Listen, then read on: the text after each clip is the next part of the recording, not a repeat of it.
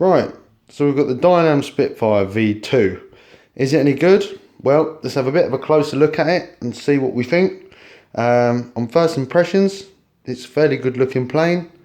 You know, it's got all the, the right markings in the right places, and it looks fairly scale. Right, now as you can see, it's a fairly scale plane.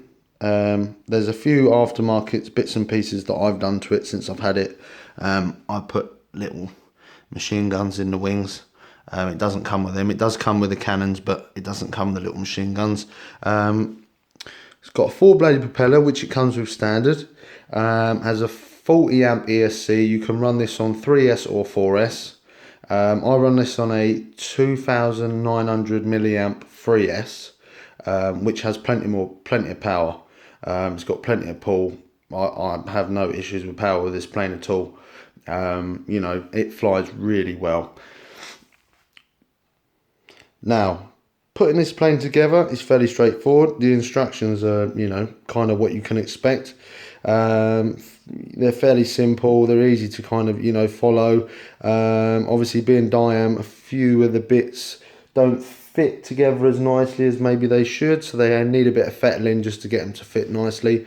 The wing spar I found to be a bit of a pain to get in, but once you've got that all seated properly and glued, it goes on. Obviously in the manual it doesn't say to glue the wing, the two wing halves together, but I have, just because you want that whole wing to be solid. You don't want nothing moving about, nothing flexing, and obviously gluing them two wings together just obviously takes away that that risk of it breaking in half on a steep dive.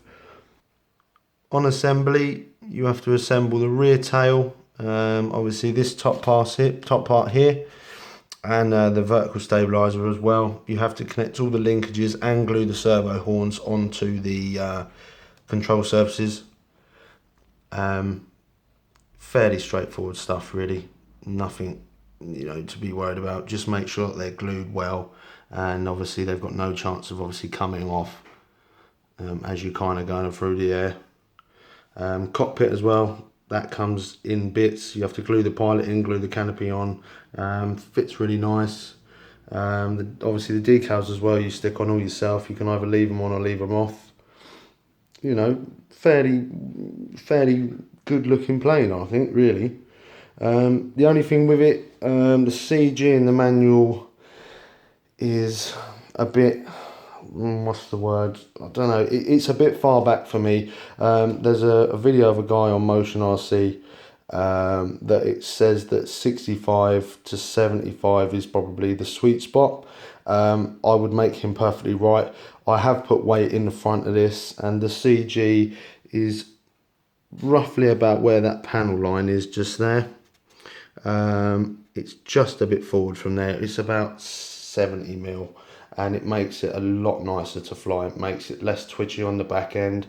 It makes the plane fly really flat, and really kind of solid through the air, because obviously it does give it that extra bit of weight, and it just makes it a lot easier on like landings and stuff as well.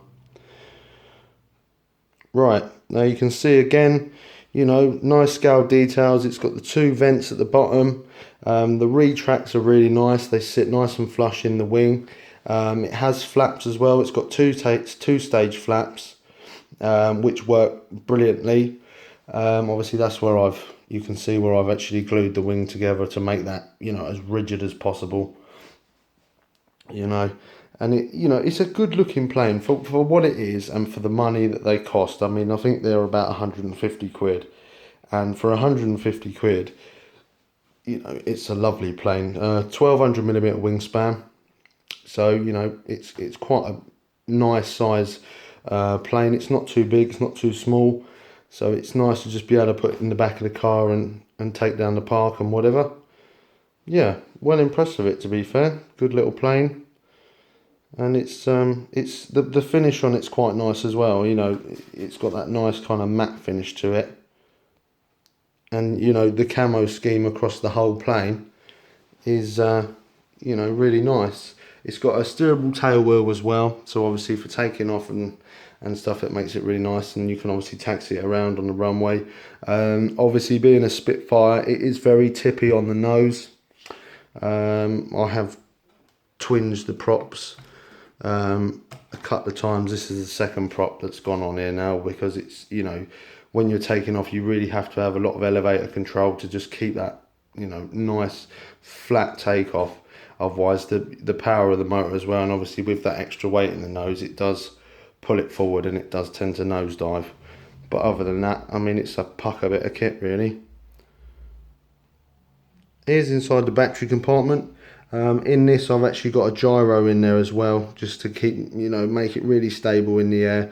I mean, it doesn't need it, but I had it lying around and I thought, do you know what, I'm going to put it in there just for the sake of it really. Battery goes in there. I've put a bit of Velcro in there and a little bit on the battery just to stop it sliding up and down all the way forward with the battery. I mean, even with that 2900 mAh battery, and obviously the weight in the front of the nose pushed all the way forward, you know, it's got that CG just right.